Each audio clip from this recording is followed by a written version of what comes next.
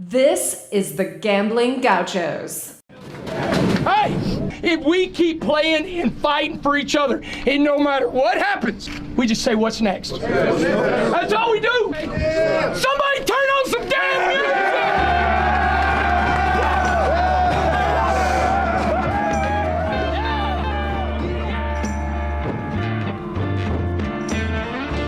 music! You're listening to the Gambling Gauchos.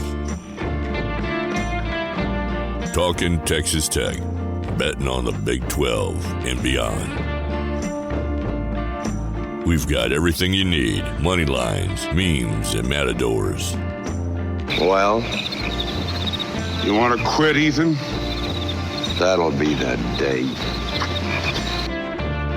Now, here's Kyle Jacobson and Rob Bro, the Moneyline Matadors, the Casino Cowboys, the Parlay Picadors. You see, in this world, there's two kinds of people, my friend. Those with loaded guns, and those who dig. You dig. Win. The Gambling Gauchos. Oh, and one more thing. It's all West Texas. It always has been.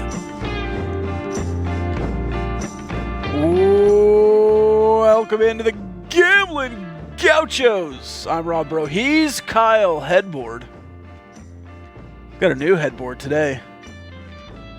In the homeland. Comment section's already hot today. We're live in the Cardinal Sports Center studio. You can gear up for baseball season at Cardinals. You can either gear up in person in Lubbock, Texas, or Plano, Texas, or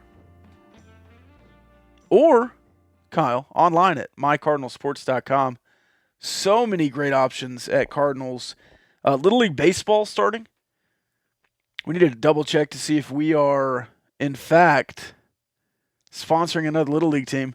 I was approached by a coworker. They said, hey, the Gauchos sponsored a Little League team last year. Do y'all want to sponsor our balls? I said, what? He said, our baseballs. We have sponsor opportunities for the ball bucket. I said, I got to check with my nephew. The White Sox this year might need a sponsor. So I don't know if Kyle and the AL Central hate will be able to abide by that, but we'll see. But if your son or daughter is playing Little League sports, you can gear up for them too at Cardinal Sports Center. Live and in person in Lubbock, Texas, or online, mycardinalsports.com. Kyle, how are you? Good. We're not sponsoring the White Sox, though. Yeah, I was wondering if your Twins say... I thought you were a Rangers fan now. I am. Yeah? I could do Tigers out of the AL Central because of Jace Young. Yeah? We can do the White Sox. I only have one request. If we sponsor something, whether it's jersey, ball bucket, something else, I want a version of it with our logo on it. Okay. Yeah, we need to do that. We should have done that last year with the Dodgers. The Dyers. That would have been cool. We can certainly do that this year. We'll also, we might drop some merch sometime. Getting to know the Gauchos, I actually have a signed... Man, I hope I still have this somewhere. Maybe I don't have it anymore. I have a signed 1988 Dodgers World Series baseball. Oh, that's awesome. There's a little bit of a backstory how I got it. My grandma, a little bit of like an antique collector. Mm-hmm. And so she just had this baseball. So she didn't know what it was. And my mom and I, when we got our hands on it, were able to make out enough of the signatures, start Googling some names. I was like, this is a 1988 Dodgers. So anyway, I don't think my grandma would have just handed it over to us had she known. But anyway. Did you ever check the price on that? We might have. I was like a kid. And that's why I'm struggling to think of where that would even be if I still have it. I've moved a lot since then. I don't know. I don't remember. Is that, what did you make out, Kirk Gibson? I think that was one of the ones that you could make out. Fernando Valenzuela? Yeah. Hideo Nomo. Those might have been later. Yeah, Nomo was later. I tried to mimic his wind up. Yeah. Is he the And guy that just turned couldn't- around? So cringy. Like Yeah. it feels like everybody's like staring at you type thing. Yeah. I was it's just so unique. For those who don't know, it's just like a super slow wind up, like his sidestep, and he just like stops completely with his hands over his head. And anyway, I was like, that'd be cool to like imitate Hideo Nomo. I tried to throw submarine. I loved imitating ball players. I used to do the Ichiro. You might not know this, but Ichiro stick his bat out. Yeah. Sorry, I'm trying to. Yeah. And aim where he's gonna hit. Pull up his shirt sleeve. Yeah, he'd pull up his shirt sleeve while he's kind of like pointing the bat. He had the bat straight up. I used to do it. I used to do the bat straight out at the pitcher and pull my sleeve up like Ichiro. And my mom was like, "It looks like you're trying to call your shot like Babe Ruth, so you got to quit doing that." I was like, "Okay, I'll point the bat up." But I was mostly like pointing it straight at the pitcher. I wasn't trying to call my shot or anything. Yeah. Anyway. I'm going to catch up on some comments. The comment section's hot tonight. Love the shirt. Kyle looks like such a city boy. I think that's a compliment, right? Rob with a great shirt. Also, Kyle needs a mustache. Kyle, you have a good face for a mustache. I've had a mustache before. Yeah, you've had one recently. I think the people want it back. Nobody likes Ventura.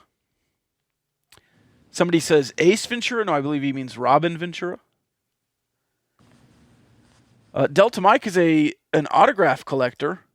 He has a 1964 Yankee team ball with Roger Maris, Mickey Mantle, and other greats like Yogi Berra, DiMaggio, and Ted Williams. That's awesome. That is awesome. Notorious has a baseball collection from '72 with every American League team signed ball. That's awesome. Hey, if someone wanted to stream this episode on Twitch and comment live and everything, how would they do that, Rob? Well, they'd have to join the Patreon, patreon.com/GamblingGauchos, and then we will tell you when we're going live on Twitch. And you get to be in the best Texas Tech fan Discord of all time. Darren O'Day with the goat wind up to me, says Big Hen. I liked Byung Kim submarine. Yeah. He had like the most exaggerated submarine I think I've ever seen. Liked that. Big Hen says you can join the Discord and have Kyle destroy you in an argument. Y'all were going off today. Let's get into that. We can tell the people what we were talking about. There was some, or has been, conference realignment news in the last week. Some sinking ship stuff, in my opinion, from the Pac-12 and the Pac-12 writers. They're now claiming that the ACC is reaching out to the Pac-12, and that is a non-starter because the ACC is not going to open up their grant of rights and have Clemson and Miami and NC State and Virginia Tech all shop to be somewhere else. They're just not going to do it. And ESPN's not going to allow it because they don't want to pay Clemson $50 million in TV revenue when they can pay him $36. It's just a non-starter. Has anybody credible brought up the ACC thing, or is that like MH Fair?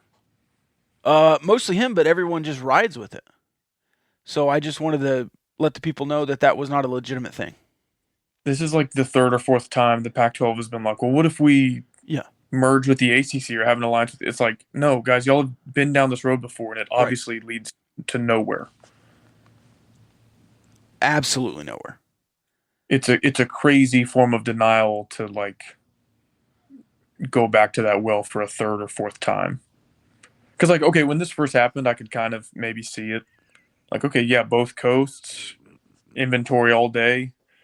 It's like clearly the answer was no, and then they like went back to it, and I guess they're maybe circling back again. I don't know, but Kyle, do you know who Jim Abbott is? Yeah. One-armed pitcher. Delta Mike says he always got in trouble for trying to imitate Jim Abbott. That's what I was laughing at. I guess he pitched with his glove in his armpit or something. Did you see the ambidextrous pitcher? Did I bring that up on the last pod? I think you put that in a group text, but I didn't watch it. He throws 97 with one arm and 92 with the other. Goes back and forth. That is incredible. So does he do it for like certain pitches or just based on wherever the batter? Based on the batter. Okay. Yeah. That's interesting. Yeah. I think you have to stay one arm when you start an at bat or something. Maybe not. I guess you can. That's an interesting wrinkle to switch hitting. Can a switch hitter change boxes mid at bat? I don't know if you can mid at bat. There was one time a batter went up there with, the intention to bat left-handed, and the pitcher switched his gloves, so he switched before the first pitch. And there was kind of a stalemate where both of them were just switching back and forth. Yeah. But I don't know how that ends. You can't switch mid at bat, they say. The chat knows all. Wasn't the first switch hitter like basically joking around? Probably. I think I saw like an ESPN short on that one time. I could be way off here. But I think some guy for the Orioles in like the 70s. They were winning by like 12. What? Like a bet? Yeah, they were winning by like 12 runs late in the game, and so he was like, "Hey Skip, I want to like try to bat left-handed." He was like, "Okay," and he like got a hit, and then I think he realized like I can hit from both. Like if I practice at this, I can hit from both sides, and then it became more of a not trend because it's been here ever since. But I think they like kind of stumbled upon the first switch hitter, like it wasn't a designed thing. Interesting. Or maybe that's completely wrong, and I don't remember anything. This question, when y'all were run ruling teams, did y'all's coach ever give you the green light for everyone to switch hit? I was never on a team that was run ruling anybody.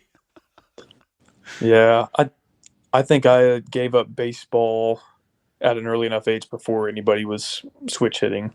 Like I don't think I played into high school. I retired after 4th grade. Yeah. I played 1 year of kid pitch, and this redheaded kid pitched with his eyes closed, and it terrified me. He would just close his eyes and throw the ball as hard as he could. Yeah. Anyways, back to conference realignment. I know you have a lot of thoughts on it. I am so tired of it that I just get so frustrated. Like today on the Rob Bro Show, KKM 11 to 1. Oh, that's the Raider Lane 1 to 2. I'm on 2 shows, no big deal. And this guy was like out of nowhere, was like, "Oh, if anybody wants to have more money, why would you not go to the SEC? Because they have more money and that it makes you better." It's like, how many times do we have to have this conversation that TV money does not make you better, and you can just have a rich athletic department without TV money because of boosters and other avenues. And if money made you better, Texas would have won a Big 12 championship in the last decade because they have the richest athletic department in the world. Not just in college athletics, just like period. They have the richest athletics department of anyone. Yeah. So, I mean, I would love for Texas Tech to get more money, but you're 4-0 in your last 4 against SEC and future SEC schools. Is that sustainable over like 5 straight seasons? Probably not. But yeah, like Rutgers, Vanderbilt, Indiana, they suck. yeah, Maryland, And Illinois. they're about to get even more money. Like there's already a gap. It's about to widen, and they're still going to suck. Somebody in the SEC has to lose when they get to conference play. So these teams are going to be making $100 million, and LSU or Florida or Texas, somebody's going to go 8-4. Like you have to. So I think the gap will not be so insurmountable that you're already doing it. Kansas State's already doing it. Yeah. Teams like Kansas State, Iowa State have already punched up at OU and Texas for the last decade in the Big 12. So would I rather be making twice as much? Sure, but I don't think it's just this death sentence as a program. Now, I do think there's a certain number you need to be at to be a competitive college football program. And I think the Big 12 is at that number, if not approaching that number. But the difference between the Big 12 and the SEC is so much different than the Pac-12 and the Big 12, because the Pac-12, as of now, has not reached that kind of minimum threshold that I think the Big 12 has surpassed. What are your thoughts on the March deadline that was reported earlier this week, where basically the Pac-12 schools allegedly have said if Kliavkoff doesn't come up with something by March, they're basically going to take it into their own hands and figure it out themselves? It doesn't seem great for the conference. I think really, I think generally speaking, self-imposed deadlines are probably not great, especially when you're trying to negotiate on what's otherwise an open timeline. Like when you publicize that, you're telling any interested parties, if there are any, Amazon, Apple, ESPN, basically saying like, if you can play hardball with us through March, then we're going to be in an even tougher spot and like lose more negotiating power.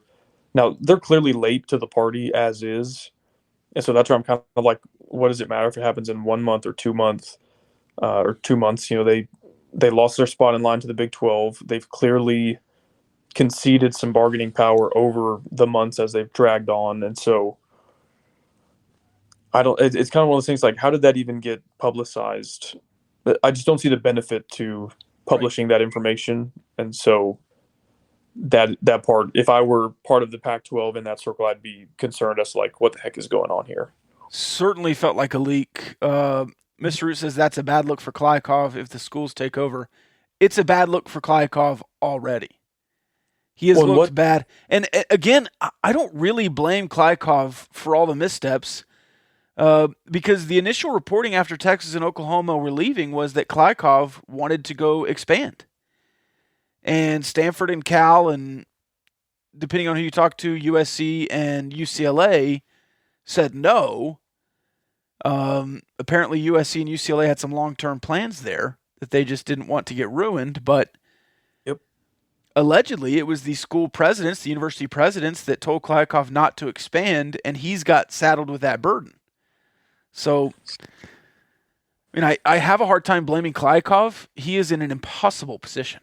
Impossible. Well, and I don't even know what that looks like when the presidents or ADs or chancellors say, like, well, we're going to take over after March. Like, presidents have never negotiated a TV deal before. Like, that's the commissioner's job. And so that you're opening up an entire can of worms there. I can't believe, Rob, that we're still – I guess I can and I can't, because the Pac-12 clearly is just in denial in so many ways. Do you remember when Yormark was hired and I read you a fake quote from Lawrence Skuvenek on the podcast? Yes.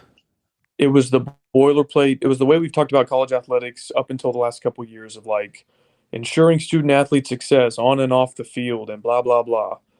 Like, well, that's not really how things are anymore. These schools in the Big Ten, SEC are making $100 million a year. The athletes are sometimes millionaires through NIL. There's transfer portal, and pretty much everybody has acknowledged that. Even the Big 12.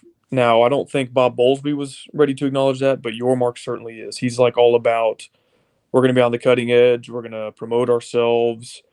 Future landscape of college athletics. He gets it. And the Pac-12 is so desperate and just detached from reality. They're like literally still talking about academics as if that, and I know it quote unquote matters to the university presidents. They want to be affiliated with Stanford. I get that. It's like, hey, the other 4 conferences in the Power 5 are all doing whatever's in their best interest to make the most money and position themselves for success, like in between the lines on the football field. And Utah is like, well, we're not going to come to the Big 12 because academics. And so it's like, okay, just if that's what you want to sign up for, then do it. The other 4 conferences are just going to move on without you, I guess. And y'all can pat yourselves on the back about research dollars if you want. It's a little bit shocking that they can't read the room a little bit better than that. Not even a year ago, 2 years ago, they would have been late to recognizing the shifting landscape of college athletics. But the fact that that's their fallback now of like, well, we know we could get more visibility, more money, more stability in the Big 12, but the academics. It's like, okay, well, have fun sitting next to Stanford, I guess. That doesn't matter in sports. It might make your university president feel better, and so if that's the sword y'all want to fall on, then do it. I understand not directing your university based on athletics, but aligning your athletics department in a new conference doesn't affect the academics at all to me. Is there weight in the academic world to say you graduated from a Pac-12 university? Or is there weight to say you graduated from Stanford?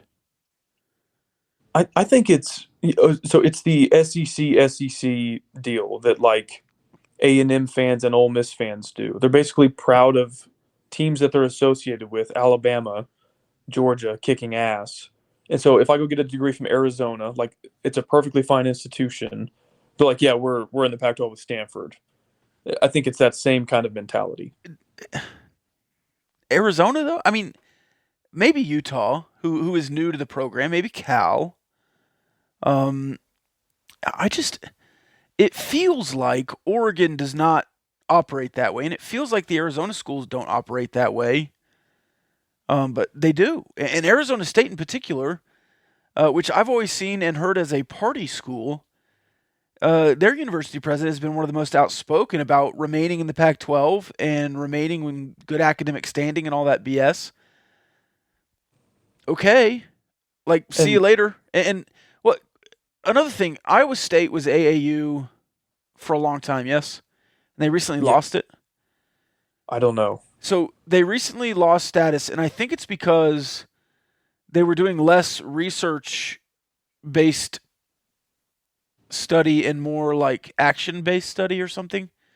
Some kind of line where they were doing more medical testing or whatever and less research. They lost AAU capacity. I don't know exactly how that works, but didn't hurt them. It's crazy to me that like 15, 20 years ago, sure, academics was like legitimately a big part of this. It's part of why the Pac-16 broke up. Was the Stanfords and USCs and Cals were like, Tech and Oklahoma State, and like, okay, fair, whatever. But we live in a world now, Rob, where UCLA and Rutgers are in the same conference. And I don't mean that as an academic shot at either school, but it's like clearly geography, like all that is out the window. It is all about the almighty dollar. And if you understand that and you work within those confines, and you can maximize your income every year as an athletic department. If you don't, and you go the old way and say, oh, we're going to, academics, at least we're going to chemistry class with Stanford, then okay, fine. If that's what you prioritize, great. You're going to be behind everybody else. And that's clearly what the institutions are looking at.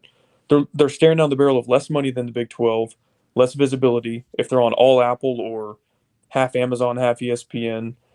And their only saving grace is, well, at least we have the Pac-12 name. At least we're in the same conference as Stanford. Okay, great. Have at it. And if they want Stanford to take the lead on this, it only hurts because Stanford is one of those athletic departments that doesn't need the TV money. And they're trying to cut sports, but they have like a $2 billion endowment for athletics. Yes. Like they don't need, like Oregon State needs a TV deal. The Arizona schools need TV deals. In the same way that Texas Tech needs a TV deal, probably. But Texas doesn't. Texas could go independent. Right. And make the same amount of money, or at least have money. So I really don't understand why Stanford doesn't go independent. It seems like that's what they want to do. And they could play Notre Dame and USC and whoever else every year, and it would be fine. I think long term, I do think the Pac will stay together, sign a deal, a crappy deal for the next 6 years or whatever. I think long term, Oregon and Washington are going to be part of whatever the college sports landscape looks like, where there's an in crowd, you have a seat at the table. Oregon and Washington are going to be there. Absolutely. Probably the Arizonas, Utah, and Colorado will be as well. Whether that's in the Big 12, Big 10, something else, I don't know. Oregon State, Washington State, maybe not. I think Stanford and Cal long term will be either independent and have like a scheduling alliance with USC, UCLA, so that they don't have to do as much travel out of the state, or maybe Stanford goes Big Ten as a pair with Notre Dame at some point. So yeah, I think those schools, they don't care if they only get 24 million from Apple and they have no visibility. Like, they don't really need it as much as Oregon State. Right. Stanford has the Stanford name. Yeah. They'll align with Notre Dame. They can go independent. So it's less crucial for them, which is why I think they're fine to be like, well, we don't care if we make less money than the Big 12. Because like we already have it in reserves. We have this endowment. Yeah. I'm just surprised more like the Colorados, Arizonas of the world that they're not trying really hard to get to the Big 12. Earlier when we mentioned the schools taking it in their own hands, I really don't think that's. When I read that, I read the schools are going to leave, like the school, like that's what taking it in their own hands means. Not getting a TV deal, but creating their own destiny, and that would mean the Arizona schools, at the very least, leaving and coming to the Big 12 or wherever else. Here's another thought a question that I would pose to everybody in the Pac-12 that isn't Stanford, Oregon, and Washington. And the question is this: when has it ever worked out for any university, any athletic department, to hitch their wagon to somebody else? Like, everybody in the remaining Big 12 got screwed by Texas and OU. Right. When has it worked out for somebody doing the hitching? Right. Yeah. For a Texas Tech, for example, to say, well, we're just going to go wherever Texas goes. Yeah. Wink, wink, nod, nod. Okay, you thought that, and then they went to the SEC without you. And then the entire Pac-12, when USC and UCLA said, no, we don't need to expand. We don't need to get any Big 12 teams. They said, okay, yeah, we'll just do whatever you say. Yes, sir. Thank you, sir. Please, sir, may I have another? And then they leave. And I feel like we're doing the same thing. Utah, Arizona say like, well, we want to stick with Oregon and Washington. Okay, like they're not going to go to the Big Ten as soon as they have an opportunity.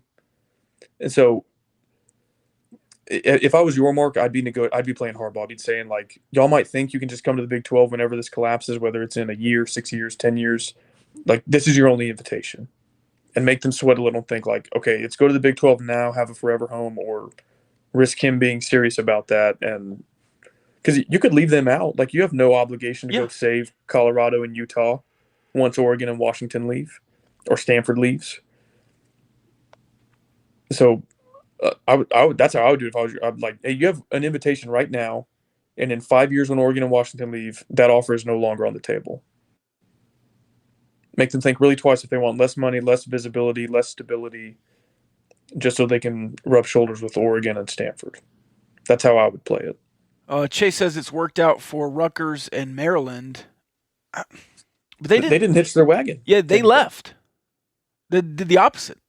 They jumped ship and went to – Maryland didn't hitch their wagon to Duke or Clemson and stay in the ACC. They got out, and they saw what the ACC was going to get, and they saw a better future in the Big Ten and jumped. So A&M. Yeah, A&M got out of UT's shadow. And Nebraska. Yeah.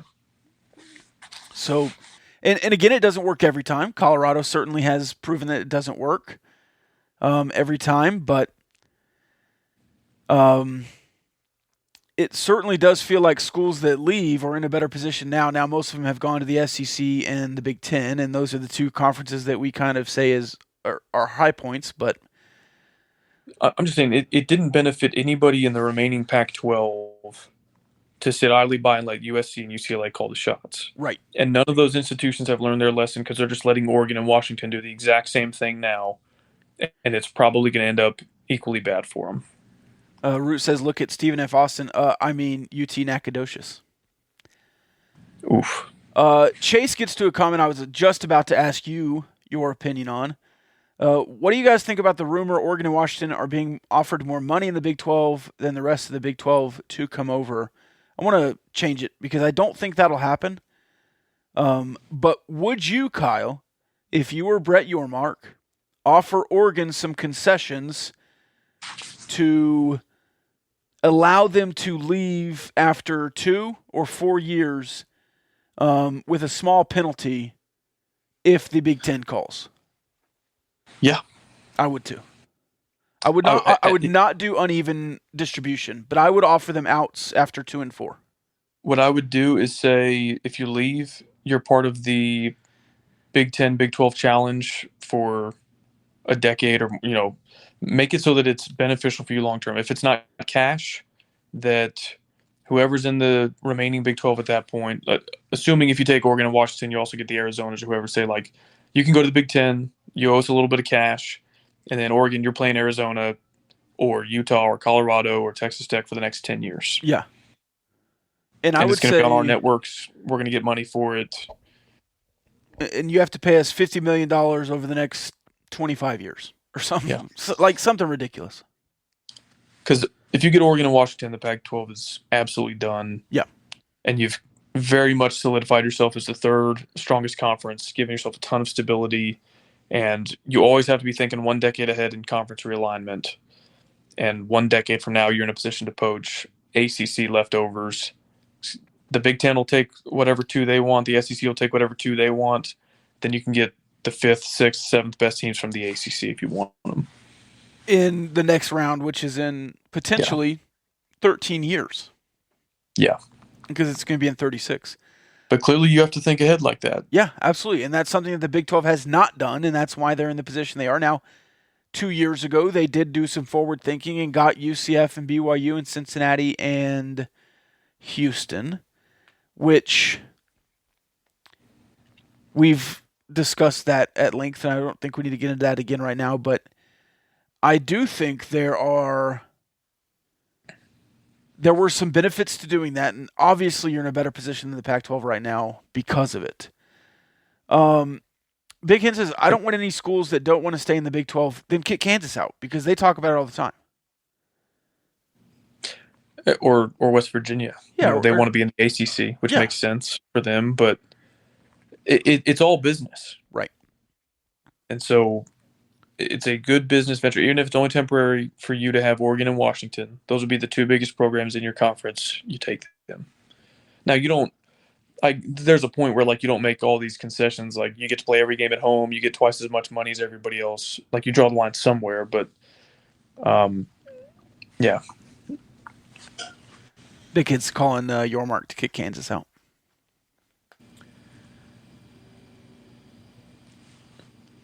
I like where the Big 12 is. Can I say something related to what you just said? That I like where the Big 12 is? No, your point before that. Yeah. About relitigating the additions of the 4 teams. Uh-huh. The Pac-12 is obviously considering SMU, and so this notion that they won't add a religious school, I think that was the case when they could be more selective. But you're telling me they would take SMU but not BYU if BYU wasn't in the Big 12? Or that they'll take a tiny private school with, no viewership, no alumni base just because they're in Dallas, but they wouldn't do the same thing for the University of Houston in the city of Houston? I didn't love the addition of Houston, but those would be the 2 teams I think, had you not expanded or had you taken Cincinnati and UCF only for whatever reason, the Pac-12 would have shored things up by not adding San Diego State, not adding SMU. They probably would have plucked BYU and Houston. Yeah. I think. Yes. They clearly have dropped the no religious affiliation deal if they're willing to add SMU. And so if they're willing to add SMU, BYU is 10 times more valuable. And so those were defensive plays, I think, in hindsight. And I don't think they knew the demise of the Pac-12 was coming when they made those additions. But had you not added BYU and Houston specifically, I feel like those 2 programs would just be served up on a platter for the Pac-12 right now. Get them back to 12 teams after USC and UCLA leave, and they're in a much stronger position than they are right now. If Oregon and Washington come to the Big 12, are they the top programs in the conference? Yeah. Or Oregon would be. Oregon would be the marquee program. And you could sell it like that. Washington has, I think, 2 college football playoff appearances, maybe just 1. They have a history. I think they won a national championship in the 90s. Which would be much more recently than anybody else in the Big 12 has won a national championship. I think you might be underselling Washington a little bit. They'd have the largest stadium in the new Big 12 In the remaining Big 12, I got you. Yeah. I was like, no, Big 12 teams have won the national championship. It is Texas and Oklahoma. Yeah. Yeah. That's tough. Oregon also, baseball, basketball, some strong programs, softball. Mm-hmm. And obviously their track and field would fit nicely in what the Big 12 does. They have also the affiliation with Nike, I think, can't be undersold. Somebody mentioned in the comments earlier the Nike movie looks good. The trailer is star-studded. I will say that. Have you seen the trailer? Yes. Pretty good. Ben Affleck, Matt Damon, the boys, all together. Do I get to explain my chess move theory, my out-of-the-box strategy that nobody's going to like, but I think might be worth a shot? Is this something you had? Why are you asking me if you? Yes, you can explain it. Was this brought up earlier that I missed, or? It was in the Discord all day. Oh yeah, I didn't read that thread. That was one of those too long. Sorry if that happened to you, or congratulations kind of moments for me. Yeah. I was like 10 minutes late, and there were paragraphs that I did not catch up on. Here's what I would consider doing if I'm Brett Yormark. Okay. I call Oregon State and Washington State. Yeah, close your ears, Big Hen. You're not going to like this. I call Oregon State and Washington State. Uh-huh. Those are the only two schools that I call, and I offer them membership in the Big 12. So you'll make more money here, more stability. Like, there's no Oregon and Washington to leave you high and dry in a few years. The Big 12, now those programs in and of themselves are not huge draws. They're not huge markets, none of that. But they play in the Pacific time zone, and that is huge. If you want to read about the impact that has playing in the fourth window, the After Dark window, read the TV data that we've compiled on Patreon. It's compelling stuff. It's the only thing that makes the Pac-12 somewhat valuable to the TV networks, is them being able to play at 10:30 Eastern time when nobody else can. So at the very least, you get two schools in the Pacific time zone. You could play Big 12 After Dark, which, by the way, anytime a Big 12 team or BYU has played a Pac-12 team in the After Dark slot, it overperforms Pac-12 on Pac-12 action. So that's number one. Now, if they accept, which I think they might be likely to do, considering they're the two most vulnerable programs in the Pac-12, the dominoes start to fall. Suddenly they have 8 teams. That's not enough to add San Diego State and SMU and be like, yeah, we're still a Power 5 conference. Once those dominoes fall, then you get the other ones that you really want, the valuable programs, the Oregon, Washington, Arizona State. I'd be fine. If 18 is the cap, I'd be fine rolling the dice with Oregon State and Washington State to get what I call the Big Four, the Arizonas, Oregon, and Washington, and leaving Colorado and Utah out of it, partly because their fans are way too snobby for me, partly because if this is what it takes to knock over the house of cards, so to speak, then I'm for it. I think you would make Oregon State and Washington State really consider in a way that the Arizonas, Oregon, and Washington don't really have to think about the Big 12 invite too hard right now. They seem pretty content to stay in the Pac-12, whereas Oregon State and Washington State might be the ones that you're most attractive to. And so I say do that, get into the Pacific time zone, and that is probably the most likely way to act as a catalyst to get these other dominoes that you really want to fall. And I think it's worth a shot. Is 18 the cap or 16? I think if you're the first conference in 4 time zones, I think you Right. can go 18. You would have a manageable amount of inventory in every time slot, and you have differentiators, right? You say we're the first conference to 18. We're the first conference in all 4 time zones. Right. We're going to add Gonzaga as basketball only and have by far the best basketball conference in the country. And now they have, by the way, if that theory works, Oregon State, Washington State accept, and that ultimately brings Oregon and UW with them after the Pac-12 no longer can survive. Now you have 4 schools in the Pacific Northwest with Gonzaga. You totally mitigate their travel concerns. And that's not even getting into if you can get Utah, Colorado, Arizona State to join. And so it makes that move, the basketball move, make a lot more sense too. But wouldn't that just be the Conference of 12 with a Pac-12 division and a Big 12 division? More or less. Like, just, why you know, not without, just merge? because they don't want to merge. Yeah. Well, they talked about it. Apparently, Klykov came begging and said, "Hey, if you let these people keep jobs, then we'll do it." Only according to MH Ver, Yeah. I said which allegedly. I said allegedly. I'm not sold on that guy. I said allegedly. But yeah, a merger would be. I mean, I don't think Stanford and Cal would come. This is the scenario where they would just go independent and have a scheduling alliance with the SoCal schools, Notre Dame, whatever. But if that's what it takes, if you have to take Oregon State and Washington State, which, by the way, I like their fan bases probably more than any other Pac-12 school besides the Arizonas. Yeah. If it takes, okay, we have to get the two not so valuable programs to get the 2, 4, 6 that we really want, I think that's a deal worth making. And I also see a lot of Kansas State, Iowa State, Oklahoma State in those two schools. They're not geographic fits per se, but I think they're culture fits. Those are public schools with decent enrollments, decent alumni bases. They're, they're probably both the land grant school of Washington and Oregon. I think it would make sense here. In a vacuum, Washington State and Oregon State make absolute sense for the Big 12. But if I could only add 2 schools, they would be the last 2 I would add. I agree. Besides Stanford and actually Cal. agree with you there. Besides Yeah. Stanford and Cal. If I could only add 2, it would be Oregon and Arizona.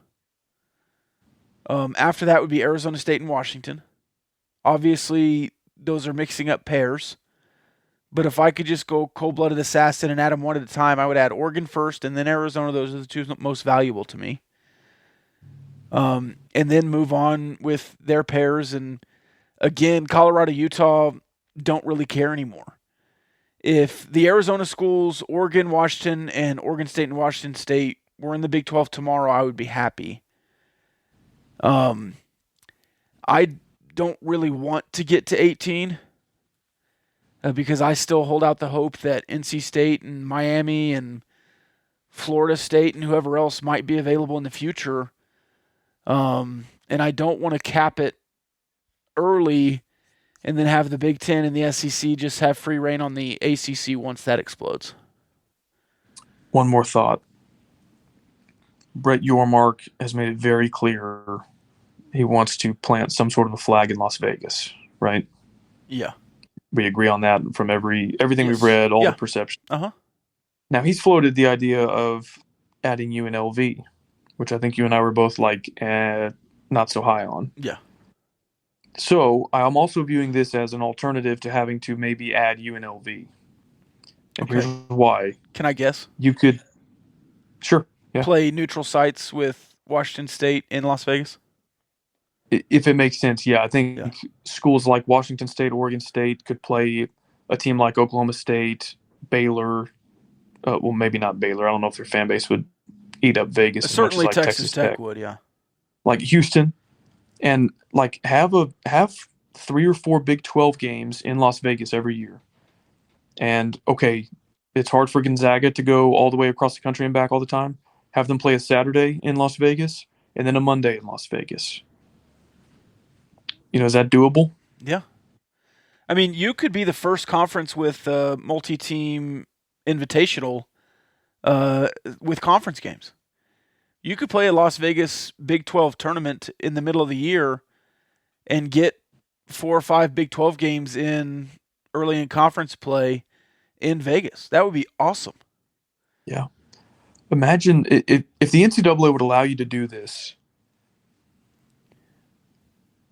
Like, you remember the COVID season when certain teams were like, with all the cancellations and the scheduling adjustments, certain teams were more motivated to play to like help their resume. Like I think the one I'm really thinking of is BYU and Coastal Carolina. We're trying to vie for that Group of 5 spot in the New Year's Six. What about the same concept with like teams that are on the bubble for the NCAA tournament? So like, hey, the 4 of you that are closest, y'all are going to play like a round robin in Vegas to get all of you more quad 1 games because that'll be a neutral site. Like imagine if Tech and West Virginia and Oklahoma State got to play like a round robin where they just play each other one more time in Vegas with like pretty high stakes. If you win, you get another quad one win. Win though. During the Big 12 tournament? Or like at the end of the regular season, like you build in some flex to the schedule and say like, hey, 2 weeks before the end of the regular season, we're going to assign everybody 2 more games. It sounds out of the box, but like if you said, okay, it makes sense for Kansas to not jeopardize their 1 seed status, you're going to play OU one more time. We're going to send 3 teams to Vegas to play a round robin on a Saturday and then a Monday, or whatever. I don't know. I'm all for getting creative with stuff like that. As you know, with a bunch of teams, I'm for pods and playing a +1 for the conference championship. I think that helps not only generate revenue for your conference championship game with viewership, but it also might create more at-large spots in a 12-team playoff. If your 4 best teams in the conference are playing high-quality opponents at the end of the season, they're having the opportunity to hopefully play themselves into an at-large bid in a 12-team football playoff. Yeah, and if you did that, if you saved the final week of the season for that, if you played 8 conference games and then said the 9th conference slot is going to be, you 8 teams will have home games this year, you 8 teams will have road games, and we'll match you up that way.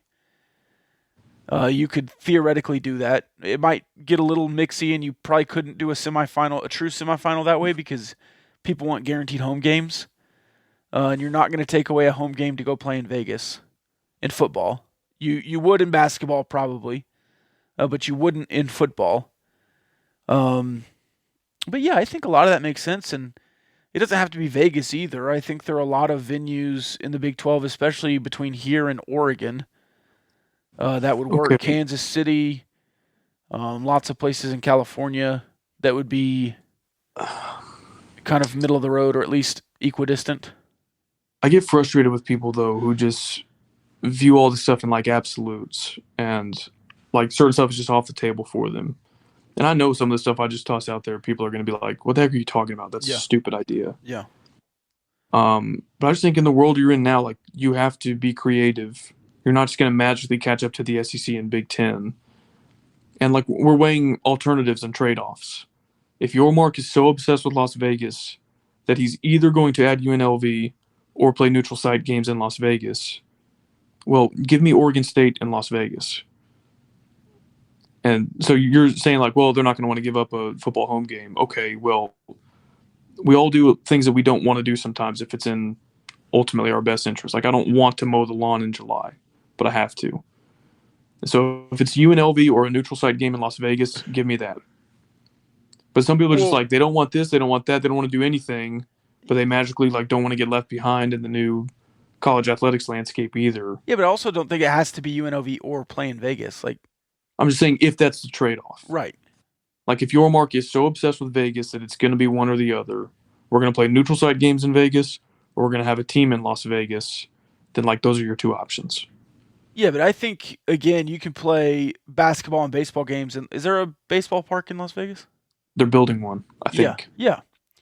So you can do that. You could play the Big 12 tournaments there. You could rotate them in. They're going to be rotating through Oklahoma City and Arlington in baseball, and I guess for the foreseeable future they're going to be at Kansas City for the basketball tournament. But I don't know. I think there are ways to get to Vegas. I don't like everything you just went through, but I don't have to, and I respect your ingenuity. I just like that Yormark, and these are just ideas I'm talking. I'm not like sold on any of this. I would just want to like explore the economics of it. Right. And that's what I like about Yormark is nothing's off the table. Now that doesn't mean all his ideas are good ones. It doesn't mean that always being creative is a good. Like just because you're doing something different than everybody else doesn't necessarily mean it's a good idea. Right. But he at least seems like the kind of guy who would approach Gonzaga about basketball only, which clearly Bowlesby was never interested in, or we would have heard about it by now. Right.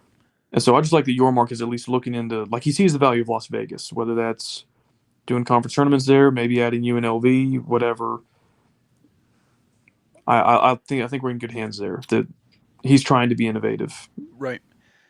Big Hen says you could send Kansas State and Iowa State to play in Vegas tomorrow and it would be sold out. I would go to that. What about our conference makes geographical sense as it is? Middle America. Well, not with UCF and West Virginia, but you know what I mean. You could just hire a guy to mow your lawn. City boy can't mow his lawn in the summer. Who would pay somebody to mow their lawn? Oh man. Neutral site games at Arrowhead? Yes. The Big 12 championship should be at Arrowhead. Not every year, but they should work that in. It used to be. Yeah. Let's see. You ready to move on for a second?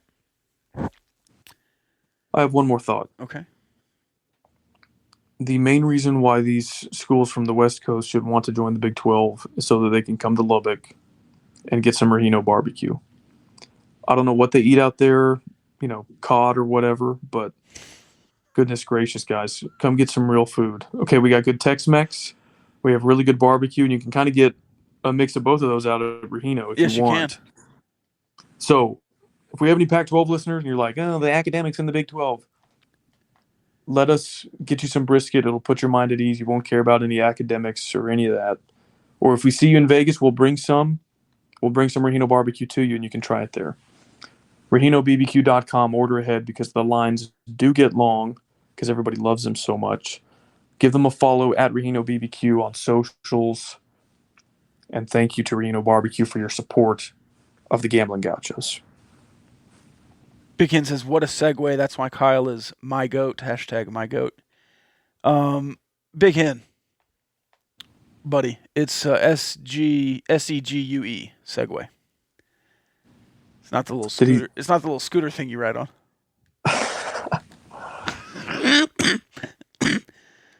Big Hen says Kyle is the smartest, most handsome, most hardworking man in America. Is that like the brand? Yeah, the brand, the Gauchos brand. Hey, speaking of well, Rob coughed Excuse up me. among their... Sorry. Oh. Speaking of Rahino, if you are partaking in Lent or Ash Wednesday or any activities that have to do with not eating meat on Fridays, Fish Friday at Rahino Barbecue. How about that? So there you go. So if you're partaking in Lent and can't eat brisket on Friday, you can go to Fish Friday at Rahino Barbecue. I'm done talking about the Oregon State chess move. I've made my case. If somebody has looked at, and I'm not even talking to Big Hen, I'm talking to whoever's going to listen to this and like blast me for it on Twitter. Why do you want Oregon State? Like, well, I explained it. I have my reasoning. I have a crap ton of TV data and everything on Patreon. Go look at it or don't. I've made my case. You don't have to agree with me. That's all. Big Hen doesn't agree with me. That's okay. I still love Big Hen. So, of course. Or maybe Big Hen hates me. I don't know.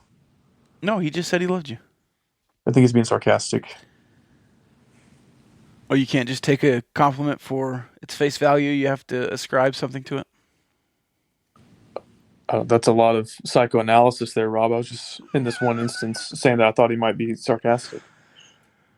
We're not asking them to California or Lubbock. Just play one game there every 4 years and make some TV money. Yeah. All right. Let's move on.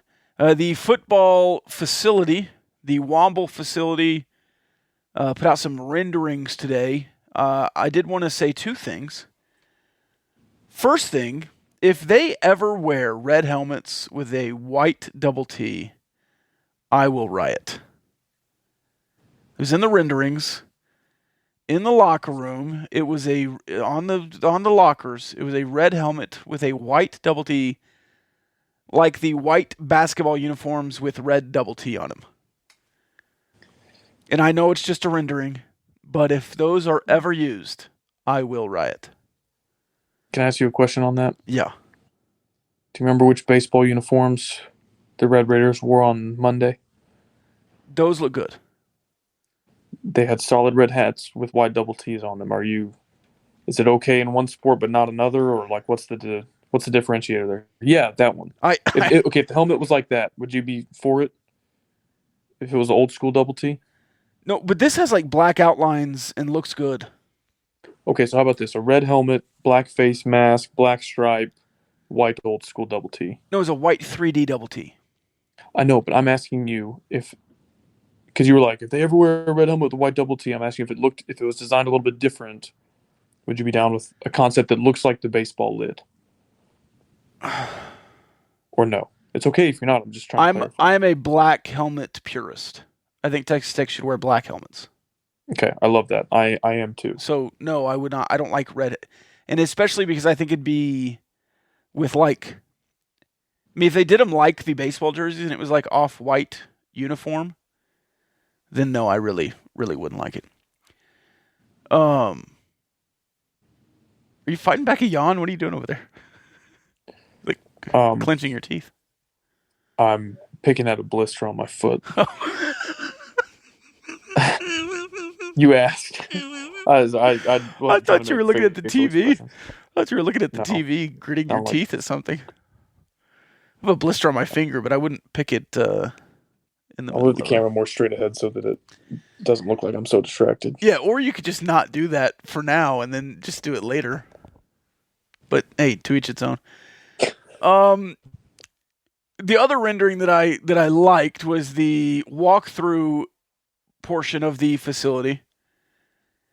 With the screen up there, Ariel Schaefer putting out on Twitter that the coaching staff said that was now took off the camera so I could pick a blister. Oh my God. The walkthrough facility where you can put the alignments of the other team up on the screen and quickly run through different formations. Yeah. R.I.P. Kyle. City boy catching blisters in his Oxfords. I thought Kyle was rewatching the end of the Lady Raider game yesterday. Go wash your hands, Kyle. That blister's about to die. Yeah, that's all. Those are great comments. All right. Kyle, that's all I had on the football facility. If you had any other points, you can give them. If not, we'll move on to the Discord mailbag. Did you bite it off? No. I kind of botched it, though. It did not go super well. Did you rip the extra skin off? Man, blisters, you can start ripping the skin off a blister, and then when you get a little into the fresh area, that is painful. Is that what happened? No comment. Hey, do you want to talk Davis Webb a little bit? I would like to move on from this, yes. Davis Webb? Yeah. Denver Broncos coach. Yeah. Did they say 28 years old? Let's see. He was a college freshman in 2013. Coaching 34-year-old Russell Wilson. That is pretty hilarious. He must have a just brilliant football mind that he's that highly thought of in the industry. And we know he was before this offseason, too. He's like, no, I want to play one more year. So anyway, I kind of wanted him to keep playing. I thought he was a really good backup quarterback and kind of balled out a little bit against the Eagles in that last regular season game. And just, he's young, he's healthy. I wanted him to keep playing, but maybe coaching is where his real passion is, and he had a really good opportunity to do that he didn't want to pass up. So good for him.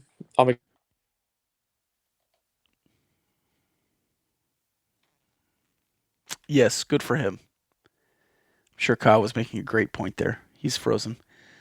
I'm not going to say he's frozen. I'm not going to tell him he's frozen. He knows he's frozen. Yep, there he is. He's coming back.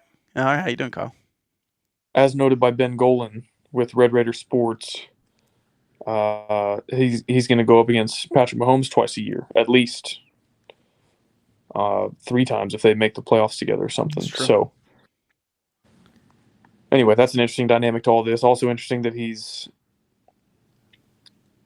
with a quarterback that Denver sold the farm for and then sucked with last year. So, I mean, Russell Wilson, I don't think just got bad at football overnight. He's a good quarterback, but I don't know what their deal was last season. So he's in an interesting spot. There's going to be a lot of eyeballs on Russell Wilson in the Denver office next season. So we'll see how it goes for him. Well, when Davis Webb was with the Bills, they wanted him to be a coach. He decided to move on to the Giants to play one more season, like you alluded to. I'm sure you talked about all this when you were frozen, but the Bills were really high on Davis Webb. And if Davis Webb doesn't do any technique coaching or whatever else with Russell Wilson and just game plans and does books and helps the DBs and the quarterbacks, I think it's worth it. And if that's what he wants to do, if that's what he wants to get into, you could go to a worse franchise than the Broncos. I'm not a big fan of where they are right now, but you could certainly go to a poverty franchise like the Cardinals and really be in a bad position. Yeah, which their head coach, I think everybody already said this on Twitter, but they hired Michael Scott. Yeah, Adam Gase. Good luck. And I'll say this too for Davis Webb. Being a quarterback's coach in the NFL lately has been a very quick avenue to being an offensive coordinator if you're good at it. Yeah. I think that was what Kevin Stefanski did. And then, of course, if you're a coordinator and you're good on that side of the ball, you're going to have an opportunity to be a head coach. So I don't know. He might be in the fast lane for some of that if he does a good job, of course. That's a big if because the NFL is just so tough. But if you told me 6 years from now that he's a NFL head coach, I would say that's not crazy. If he spends 2 or 3 years as a good quarterback coach and he gets an OC job because of that and does a good job, I mean, he could totally be on that path. Kyle, are you going to go to an Arlington Renegades game? I don't know what an Arlington Renegade is, so probably not. CXFL? Yep. Colin Schooler? I do like Colin Schooler. Well, he's a Renegade. Are you ready for the Diversified Mailbag? Diversified Lenders Mailbag? Yes. Brought to you by Diversified Lenders. I'm going to read most of these tonight. The mailbag went off the rails a little bit today. Hand up. Partly my fault. But we'll get into them. Do you picture a scenario where Daniel Bacho plays on Saturday? I guess. I mean, didn't Adams basically say he's like questionable? Yeah. I would say probably not. But I mean, the way that was worded was just like... Do you want him to play on Saturday? Yeah. If he's healthy. Yeah. If you were a hot dog, would you eat yourself? Should I say that like Harry Carey? Hi. Next question. What is that? It's a Harry Carey quote. If you were a hot dog, would you eat yourself? Hi. Next. If the moon was made of spare ribs, would you eat them? I would. Heck, I'd have seconds. Start bench cut Batman villains.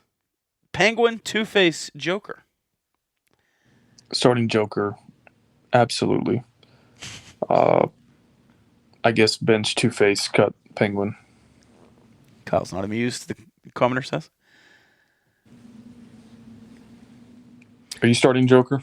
Did you know, Rob, sometimes you do the Discord mailbag like it's an interview of me and you don't answer some of them? Yeah, a lot of times I do that, yeah. You should answer all the questions just like all right.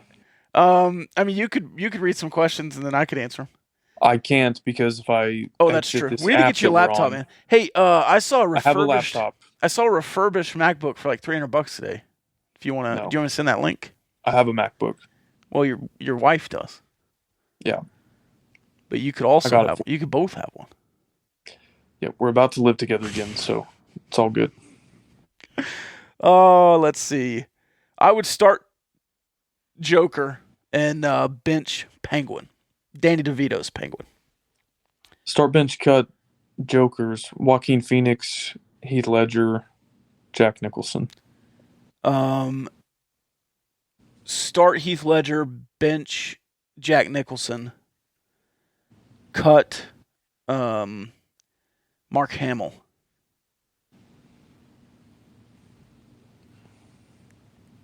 The cartoon Joker.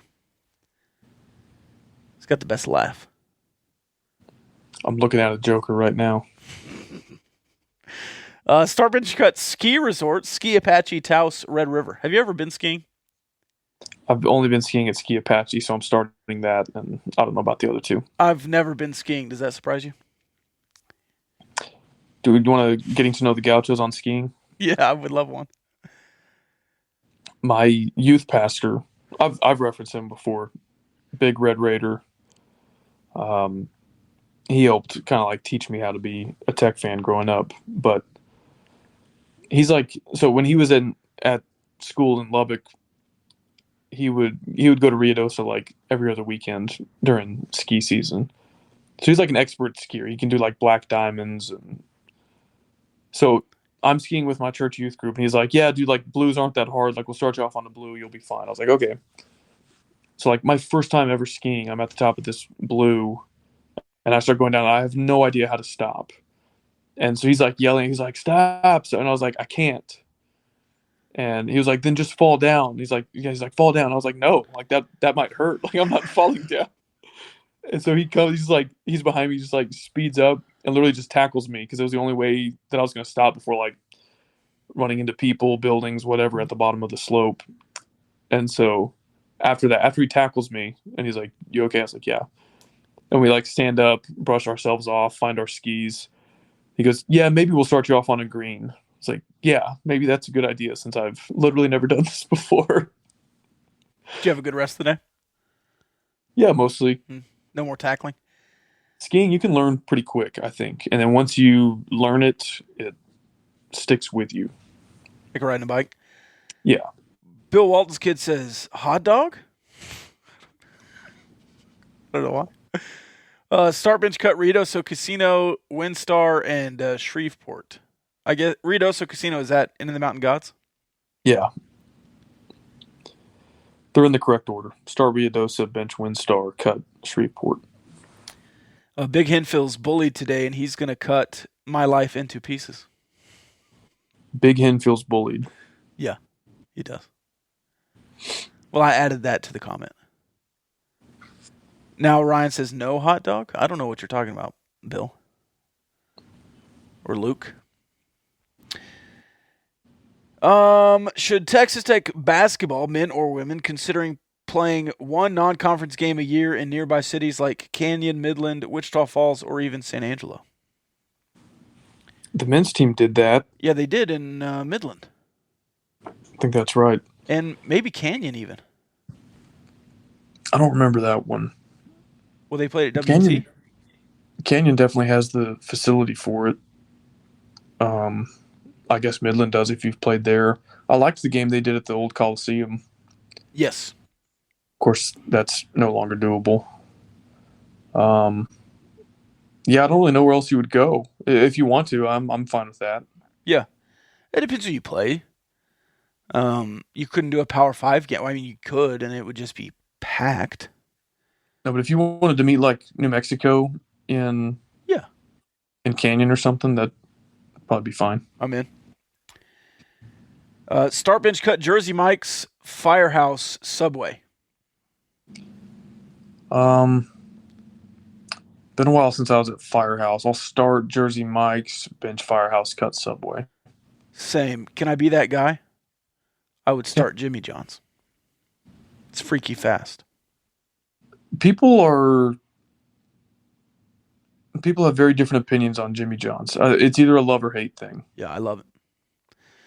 I like the unwich too. The lettuce wrap. Once went to Subway coming home on a road trip in grippy socks.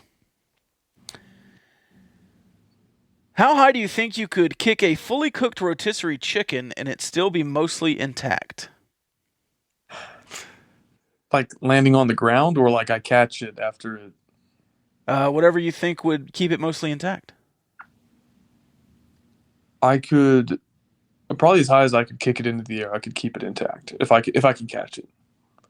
So I don't know, would that be like 20 feet in the air? You don't think it would explode on contact with your foot? No. I think Well, I maybe. could kick it face high. I'm having trouble deciphering mostly intact? Like, how much destruction are we talking here while still qualifying as mostly intact? Well, let's say it's 20 ounces, and you keep 80% of the chicken. Like, no, you lose no legs. Said a stroke.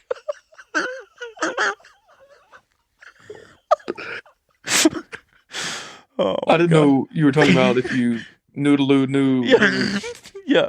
If you lose no limbs is what I was trying to say, I think. I could go above face high for sure. Would you hacky sack it or punt it? I think you'd want to go side of the foot to maximize surface area. Chase So wants to DoorDash you a chicken so you can do it. Can we do Go this for for it. content? Next time you're in Lubbock, we'll go to Costco and they're cheap. They're big too. They're probably robust enough to punt. Would Kyle or Baccio have a higher vertical right now?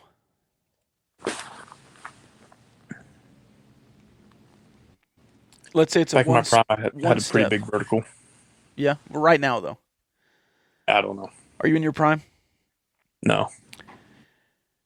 After one full recruiting cycle of Texas, do I need to answer that one too? I would say Baccio. After one full recruiting cycle, what percentage of the football team will be from Texas? Over under 95%. Under because you have a strong pipeline from Louisiana. Yeah. Probably pretty close to 85 though. I would say it's a really high percentage. I think 75 or 80. Yeah. Have to count that up. Of course, are we talking scholarships or are we talking total roster? Right. I would guess most of the walk-ons, like even more of the walk-ons, are from Texas. Right. If you're talking about 100 players or 110, what is it, 125? How many people can you have on a roster? 100. And then 85 scholarships? Or is it 85 plus 25? Something like that. And there was 110? some revisions and blanket waivers that they did for a couple of years. Yeah. These are questions you don't have to answer, but have been asked. So you can just say, you could plead the fifth or answer. What is the hardest drug you've done? I really don't have much of a history with drugs at all. Yeah. So what? Weed? The hardest drug you've done? Yeah, I mean, unless like prescription counts. But no, I've not done any like. Were they prescribed to you? Yeah. Okay. But like that's still a drug, technically. Then no, that doesn't count. Yeah. I don't think it's a hard. I don't even think I've ever been issued like anything for pain or like anesthesia or anything. I plead the fifth. I'm super lame. What is the worst crime you've committed? I think I admitted to it on the last pod. Impersonating an officer? Yeah, allegedly, maybe. I don't know. Have you ever stolen anything?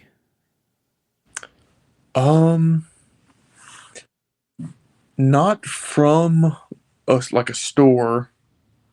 The only thing I can remember stealing was in college. There's like an animal skull. I think like a small deer. Yeah. And it was like sitting on top of this guy's fence. And I just thought it looked cool and was like dared to go like grab it and run off with it. So yeah, I took somebody's property, but I don't think I've ever stolen anything from like a store or a restaurant or like from a friend's house. Did you ever do that? Yeah. Like, no, I would never steal my friend's belongings.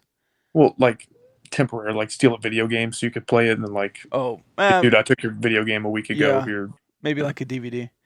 Yeah. Rob, back to interviewing Kyle and not answering. I don't want to incriminate myself. But if you did incriminate yourself, you could just call Barnett, Howard, and Williams if you allegedly incriminated yourself.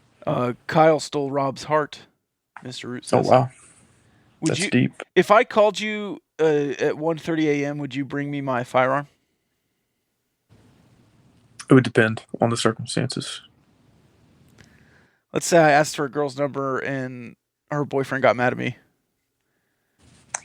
I would probably not in that circuit. I would Okay. say maybe you need to cool off, Yeah. and I'll bring you your firearm some other time. Okay. But if you said like the situation, and I trusted that, like, Right. yeah, You two living together is the content we want. No, I don't think us two living together would go well. why is that? What do you mean? Why is that? I don't think you would like me as a roommate. That's all I'm saying. Okay, I think I could Right. handle you. you're just but I saying that don't- to cover your bases because it sounded like you wouldn't like having me as a roommate. No, I love roommates. I do like living alone. But for the sake of content, I would do that. I think you would get short with me before I got short with you. You would do anything with content or for content, wouldn't you? Cream, baby. Content rules everything around me. Rob could be Kyle's nanny. I don't. I really don't know about that. No, I'm good with kids. What are you talking about? Yeah, you I'm don't know not a about kid that? though. What? I'm No, not no. a kid though. No, I could be like your family's nanny. I think is what it was. Like your au pair. I could be a live-in An au nanny. pair, Yeah. a bro pair. Yeah.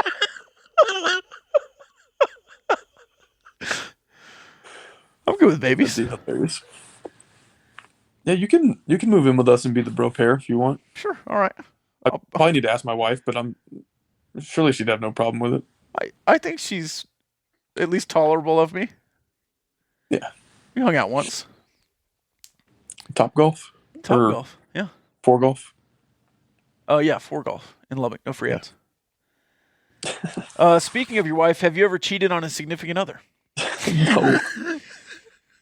I've only had like 3 real girlfriends though, like including my current wife. Yeah. So, not that I ever would have, but I didn't exactly have like a ton of opportunity either. Right. No, I have not either. I was talking to a woman online for like 6 months, and we were talking like on the phone a lot, and it was weird. She was just calling me like in her car, and then come to find out she was married. So I mean, I've if not you cheated on count my significant other, but somebody else has. if you count the fact that I'm married to my wife and married to the game, then yeah. There you But go. that's about it. There you go. Have you ever had a gas station tell you their bathrooms are closed, so you just go around the back and do the deed on the store? This feels like a very specific question that maybe has just happened to the guy who questioned it. Asked it, Yep. questioned it. Have you ever been in Austin, Texas in June of 2021 after a long night at the bar? Definitely, I mean, I think all guys have done some form of public urination. I don't know about that specific instance, though. Probably not. Chase says 3 right now, including your wife, or 3 total? 3 total. Like, I had a high school girlfriend, a college girlfriend, and now I'm married. She's your girlfriend and your wife? All right. Yeah. Maddie wants us to start over. He missed the first hour. Yeah, typical. Chase is telling Maddie that he's missed you popping a blister. I'm sure that will go over well. I hope that gets memed. May or may not. Do you want to see the blister or no? No, I don't. Please. I have. I'll put it in the Discord. Okay, good. Yeah. For only $5 a month. Game day threads. Are you selling feet pics at that point? More or less, yeah. If you're promising feet action in the Discord, Maddie got here at a good time. He's a Bigfoot guy. A Bigfoot guy. Do you know who else is a Bigfoot guy? Micah Parsons has really leaned in that lately. What? Just in an interview, they asked him like something innocuous, and he was like, "Oh, I love feet," and they were like, "What?" And then at the thing, Bill Walton's kid needs to tell us about this. He was at the ticket stock or whatever, and they were like taking each other's socks off and playing with each other's feet up on the stage. It was crazy. Do you remember the Rex Ryan foot video? Yeah, where his wife's feet were hanging out the car door. Yeah. Yeah, I remember that. Do you remember that was when he was with the Jets and Welker was with the Patriots? Do you remember that interview that Welker did? Or it was like a media availability. Yeah. And they're like asking him questions. He's like doing all these foot puns. He's like, yeah, we just got to do what Coach says, be good little foot soldiers and stick to the game plan. Like, we got to stay on our toes. And he does it like 4 or 5 times, and somebody noticed and like clipped it together. It was right after that video came out. I was like, that is so perfect. Yeah, put your best foot forward. You got to be where your feet are. I'm going to dig that up. That was hilarious. Have you ever shot a man in Reno just to watch him die? I don't know why I said that like Christopher Walken. It's 2 mice. I was trying to just watch him die. That was the worst Christopher Walken I've ever seen.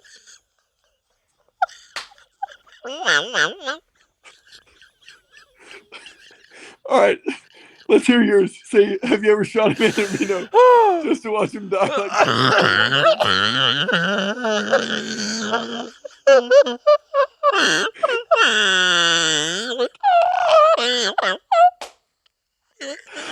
Have you ever shot a man in Reno just to watch him die? That was so good. That was so good. I can't top it. I couldn't top it. Oh my god. Oh my god. Did you see my follow-up question to that? Yes, you did another lyric. If they freed you from this prison, if the railroad train were yours, would you move it on a little farther down the line? Oh man. I really want to hear your Christopher Walken now. Oh my god. Rob's laugh sounds like a dying duck. Getting to know the Gauchos. One time I was at the park in about 5th grade, and I coughed like that. And this gang of geese, I must have insulted their mother or something. They chased me across the park, and I had to dive into my mom's minivan. They had like opened up the side door, and I dove in, and they shut it, and like a bunch of geese hit the door. It's crazy.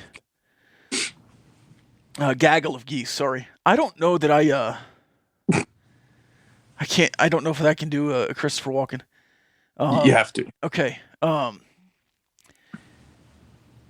Getting to know the Gauchos, one time I did a pep rally or a devotional, one of the two. I went to a Christian school, they're all the same. And did the two mice in a bucket of cream speech from Catch Me If You Can. Not familiar.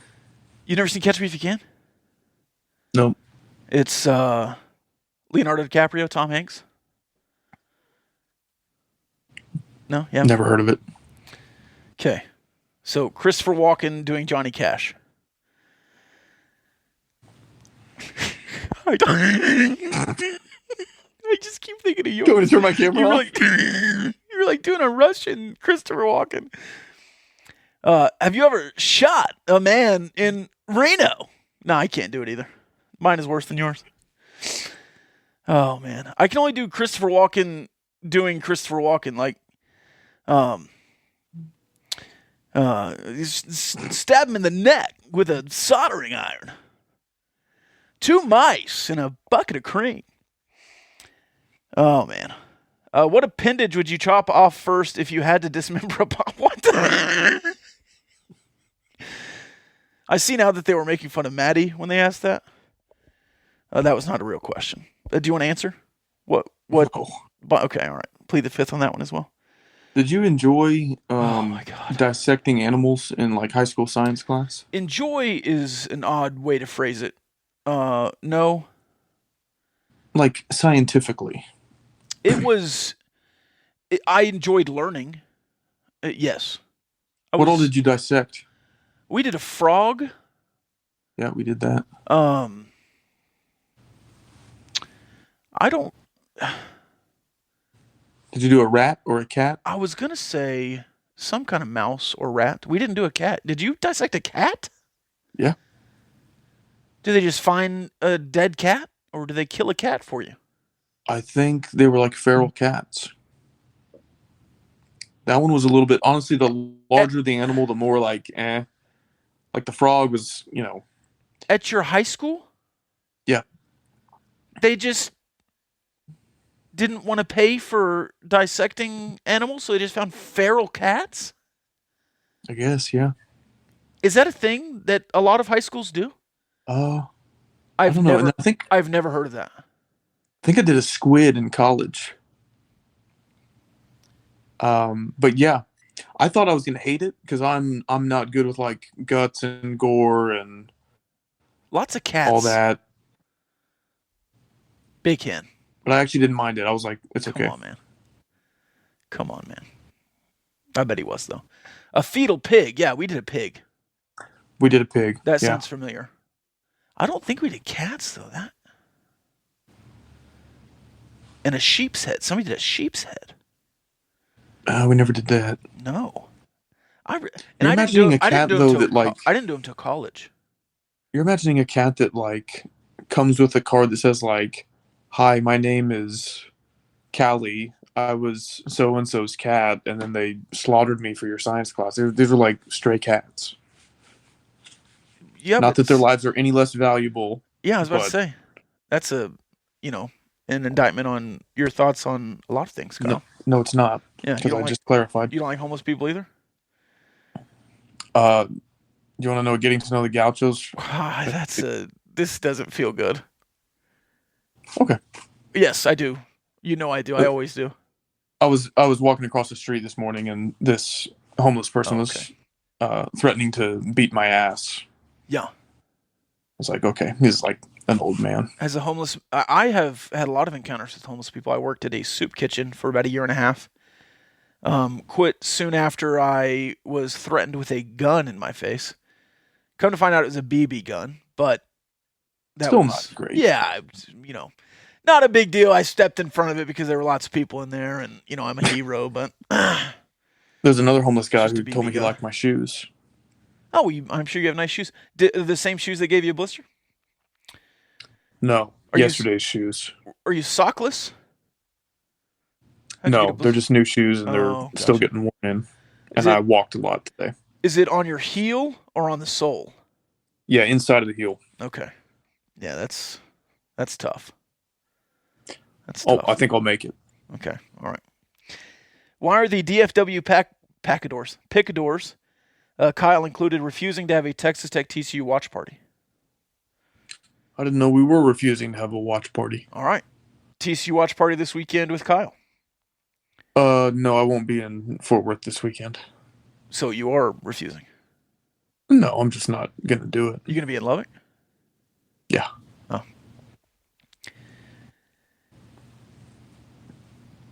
Let me scroll here. This is where we got into some things that you have to join the Discord to talk about.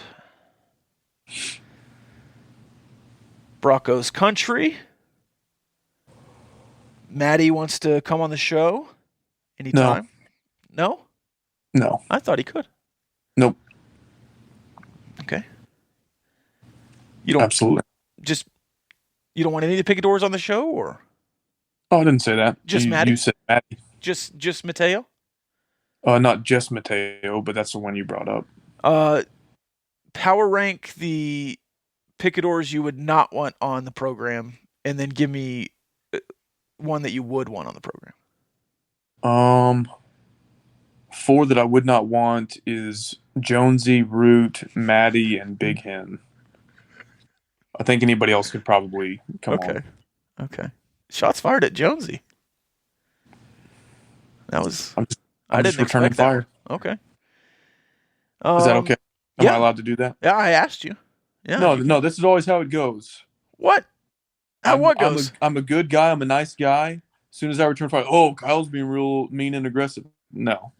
I didn't say that. If y'all want to take shots, then I'll return fire. We did talk about having Chase on to talk track and field. Chase is definitely welcome on. Even though he might have been subtweeting me all basketball season. That's okay. Which series? I did notice that the other day. Which series would you recommend for a Lubbock trip? Oklahoma State, TCU, or Oklahoma? I'm assuming these are baseball. Probably TCU at this juncture. I think they're going to be one of the best teams in the Big 12. I think OU is going to underwhelm a little bit relative to expectations. If I would start bench cutting those three, I would start TCU, bench Oklahoma State, cut Oklahoma. Same. All right. That's it. We're going to talk baseball at all? Yeah, Texas Tech, number 24 in the country, hosts Western Illinois. Oh, I have a question for you. It's a trivia question that I do not know the answer to.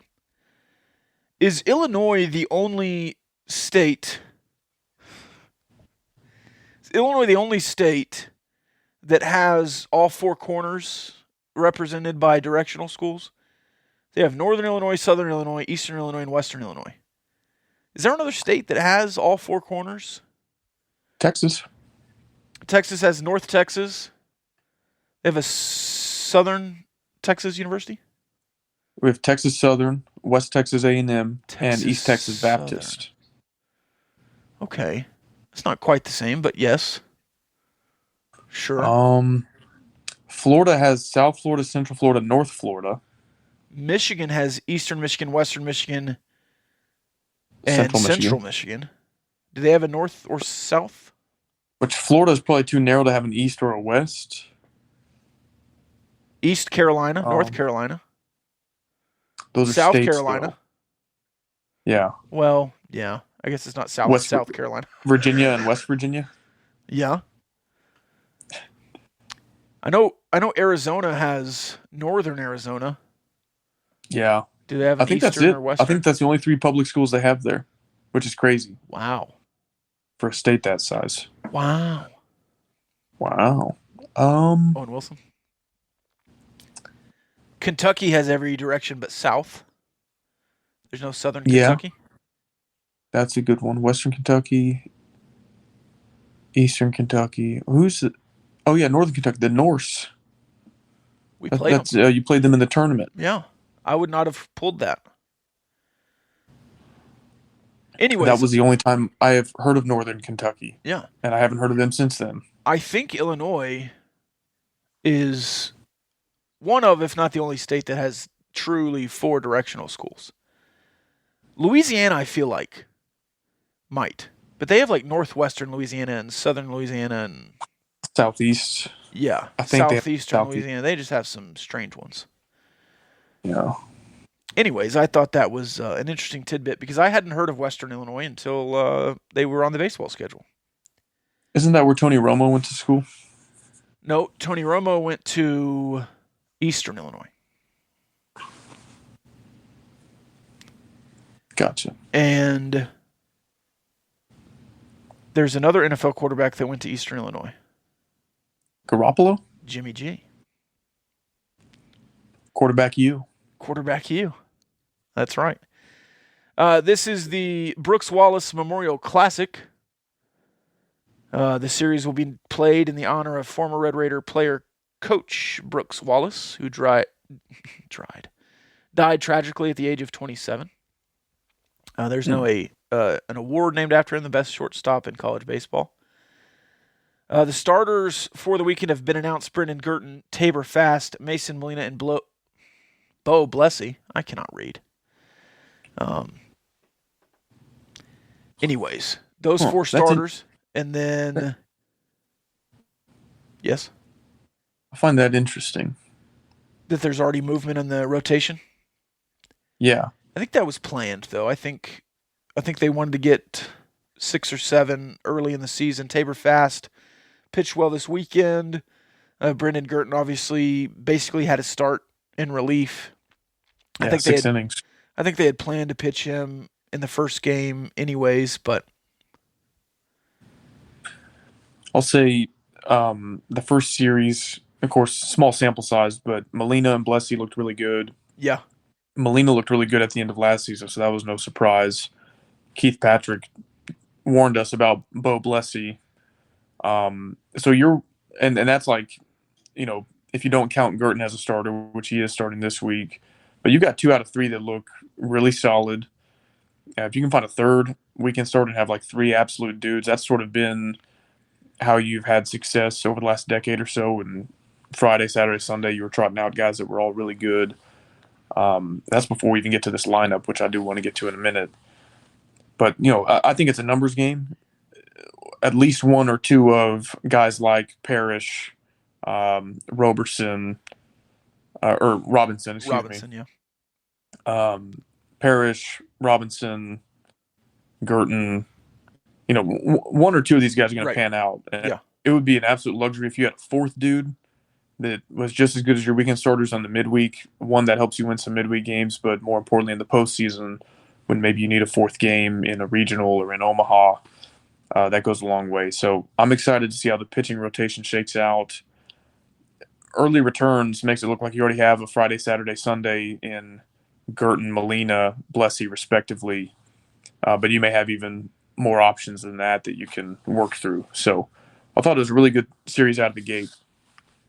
Yeah, against I thought a good team that was competitive, but you just looked really good. And a lot of times early in the season, Texas Tech just looks flat out better because the other team looks so bad.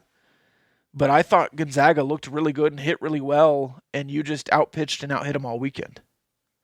Yeah, and they're a good team, good program. They made the NCAA tournament last year.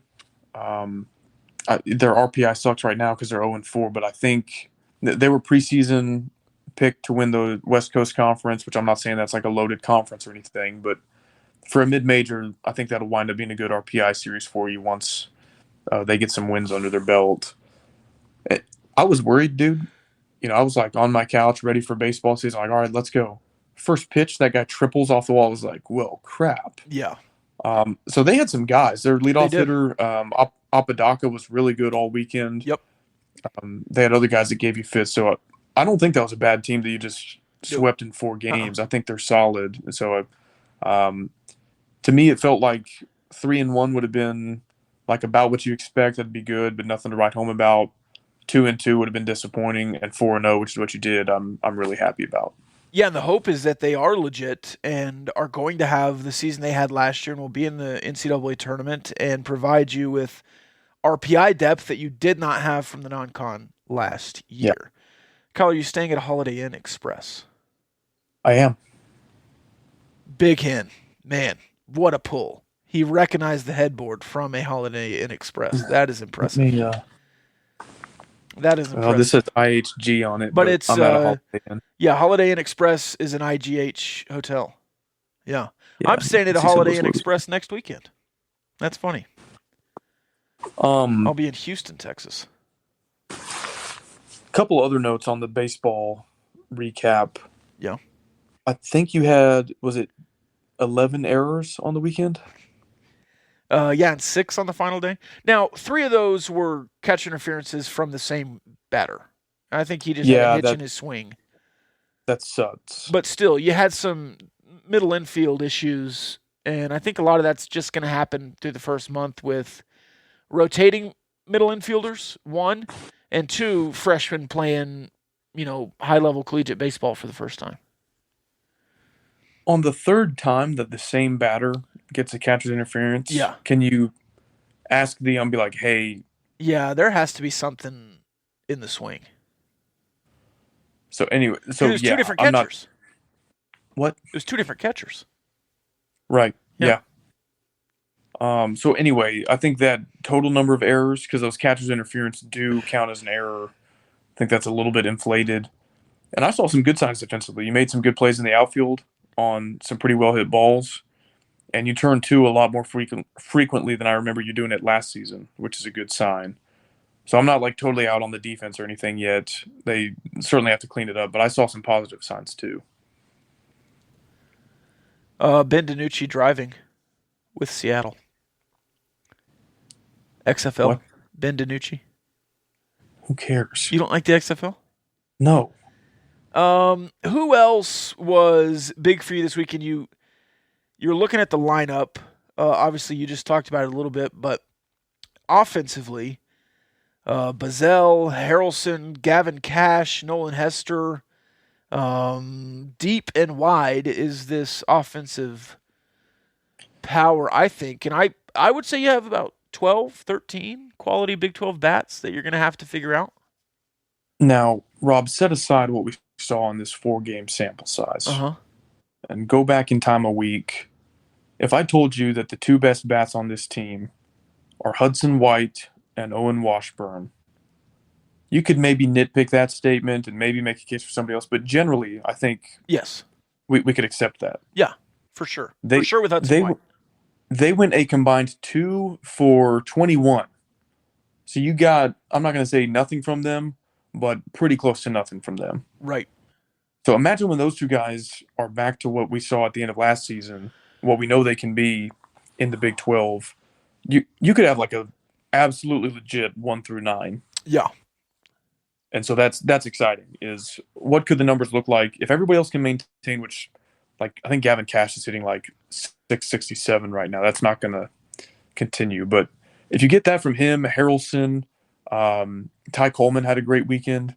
Once Washburn and White come around, you're just going to be stacked top to bottom. Yeah, and you could argue you're already in the stack territory with 6 good bats.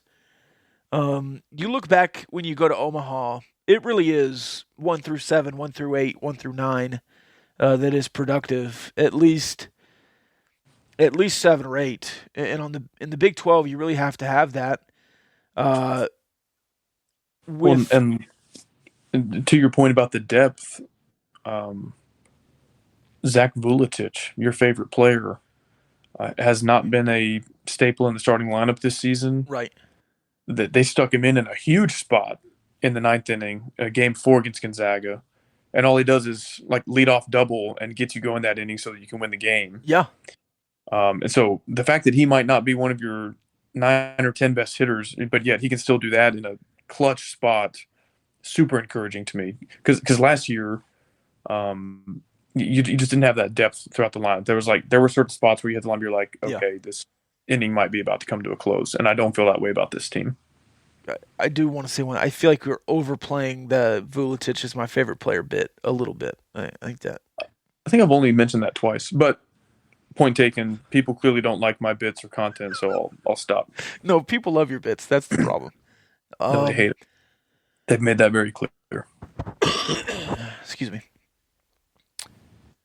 All right. Western Illinois is a program that plays baseball. They did not look good the first weekend. Texas Tech looked very good. I would assume, and you know what happens when you assume, if all 4 of these games get played, Texas Tech should win another 4. Over under 3.5 wins this weekend. I would say over. I think so too. I think this is one of those bad loss if you lose. Yes. Maybe not the same as like Merrimack, but like UConn level a couple of years ago. Now, UConn has been very good since they played here, but they were not very good that year. Yeah. Especially if this depth, both pitching and at the plate, is what we think it is. Yes. This is the kind of team where, okay, if one guy's struggling, you make a change mid-game, you should be able to just like totally out-talent these guys. And it's at your home ballpark. Like, that's not, if you're playing a bad team at one of these neutral side tournaments, okay, but like you should win all 4 of these. When do you want to start seeing some consistency 1 through 9 position-wise? Besides catcher, because I think you're going to play multiple catchers every year. I would like this. When you go to Houston, I think I would like you to stick with a lineup for that weekend. And you don't have to be locked into that lineup after Houston, but I would want to see guys in the same spot, same place on the field, same place in the batting order, 3 games in a row against high-level competition, see how it goes. And if you want to make another change, you have more non-conference games in between then and Big 12 play. So I don't want to just constantly tinker and then have your first draft, your first iteration of what you think the final lineup is going to be when you start Big 12 play. I'd like to have time to edit the first draft, as it were. And so I would kind of like to use that weekend as a test run because that's Big 12 level competition. It's at a neutral side. I think you can learn a lot. So I would pick your first 9 guys, your 3 starting pitchers, and say, y'all are in this spot on the depth chart right now. That could change after this weekend. You have something to prove, and see how that goes. Would be how I'd approach it. I don't know if we mentioned this, but the doubleheader moving from 2 on Saturday to 2 on Friday. Okay. So it's still a 4-game series, right? Yes. Okay, Yeah, but the doubleheader is just on Friday instead of Saturday. gotcha. So Friday, Saturday, Sunday.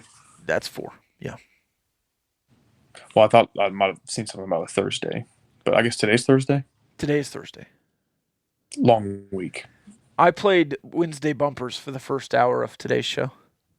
Before I caught up. We did a 80s versus 90s music question today on the Raiderland. 90s. Easily.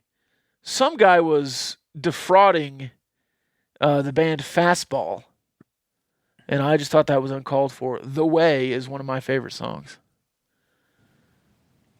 I'll be honest with you, partner. I don't know what Fastball or The Way is. Well, Fastball's the band, The Way is the song.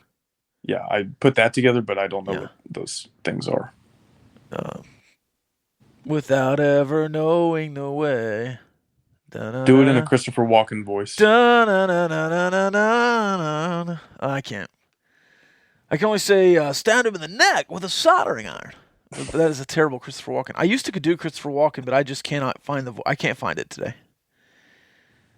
I want to say 2 things, Kyle. These are my final thoughts, and I'll allow you to give your final thoughts. You're wrong about the XFL. The XFL has 3 things that the NFL should do immediately. 1, fix the kickoffs. The XFL does kickoffs where everyone's in a line like this, and they kick the ball off from back here, and they catch it back here, but everyone's in the middle of the field right together. Eliminates the injuries. That's what the NFL has tried to figure out forever. Do that. 2, the 3-point conversion. You allow yourself to go back a little further and get a 3-point conversion, better than a 2-point conversion. And then C. D. D. No, I did 1, 2, 3. I know that's the reference though. In Home Alone, Oh, I got you. D. Spike says 1, B, and 4, or A, 2, and D. Yeah. I think. And then D.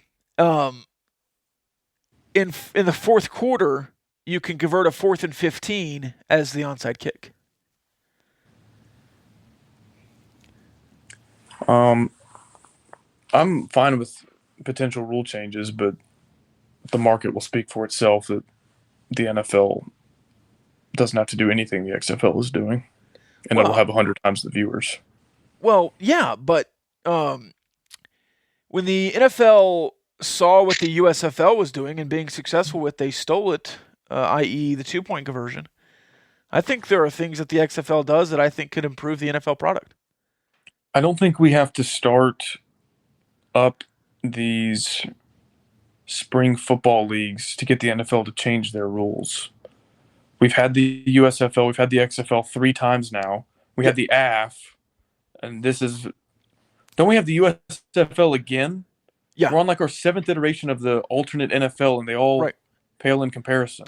Yeah, but it's already happening, and I like these rules, is all I'm saying. I want the old XFL back. I want the old XFL. I want He Hate Me. Yeah. And I would watch that. I'm not watching the NFL light, though. Instead of the kickoff, they would run for the ball. And some guy tore his ACL doing it. A guy broke his collarbone on the very first one. Oh, that's what it was. Like the XFL's big debut. They're like, watch what we're going to do instead of the coin toss. And the guy broke his collarbone. Yeah. It was awesome. Put some damn respect on Tommy Maddox. Do I still have a pulse?